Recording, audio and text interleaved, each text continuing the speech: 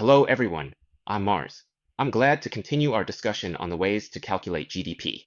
Today we'll talk about the third method of calculating GDP, which is the income approach. As everyone knows, GDP is essentially a panoramic view of value creation. In other words, it's the value created by the entire society. If we add up all the incomes, that should be the GDP of this society. Let's use a simple example, soft to learn, to help us better understand this concept. Now let's look at the income components. Suppose in an economy, we have a company that pays all its employees a total wage income of 60 million. The rent is 10 million because it rents offices and factories. The interest is 5 million, and the business profit is 10 million. You must remember all of these figures are gross. In other words, we haven't included income tax in these figures. The profit is gross. Okay? So in this situation, let's see how we should add up all the incomes.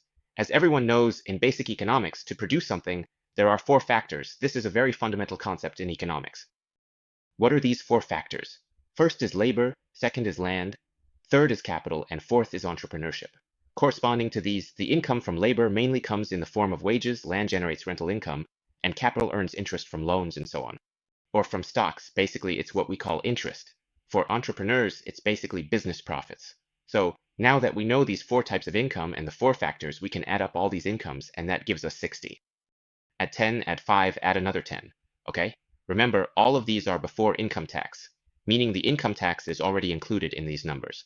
So is adding all these together enough? Remember, we also have the government involved.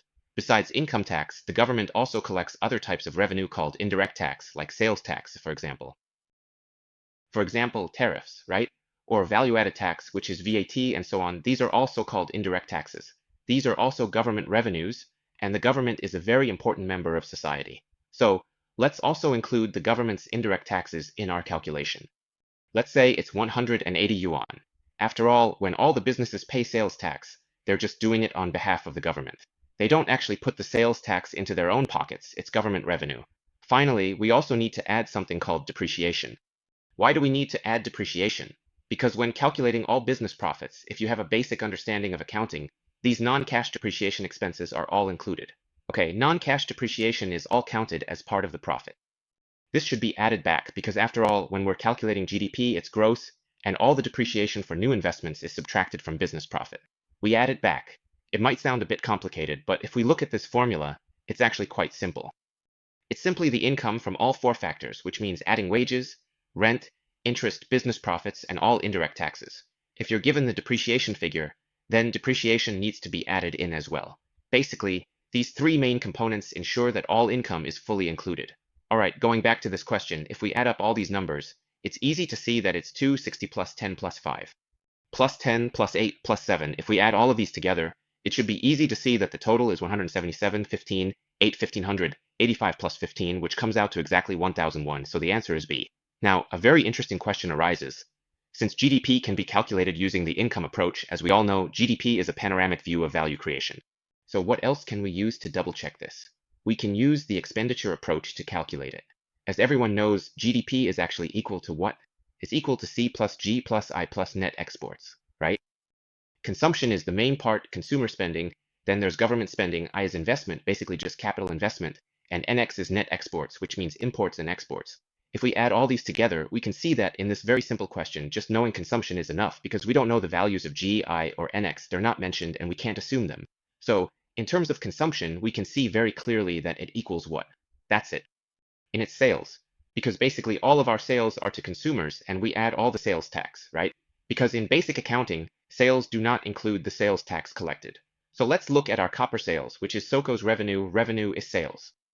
Revenue sales, okay. So in this question, we can clearly see what the total sales are. That is, the starting point of its business profit, plus all its costs. These costs are wage, rent, interest, and depreciation, which in basic accounting are all deducted. So it's very clear to us. It's very easy to calculate all of this, which comes out to 92. Now, this is the revenue, but among this revenue for consumers, the increase in consumer surplus is not just 92, because who pays the sales tax? It's the consumer. So you need to add this $8 in, which means it comes out to exactly 100. In other words, if we look at it from the expenditure approach, that is, looking at total spending, in this very simple example, our GDP equals C plus G plus I plus. Net export C is actually equal to 100, so our answer is still that small gap in option B. We must add the sales tax back into the total sales. because a company's revenue never includes what it collects on behalf of the government. You have to add the tax back in, so 92 plus 8 equals 100, and then we've reconciled it, whether it's through this approach or not. Whether it's through the income approach or the expenditure approach, our GDP can be calculated as 100 mini. Alright, that's all for today. See you next time. Bye bye.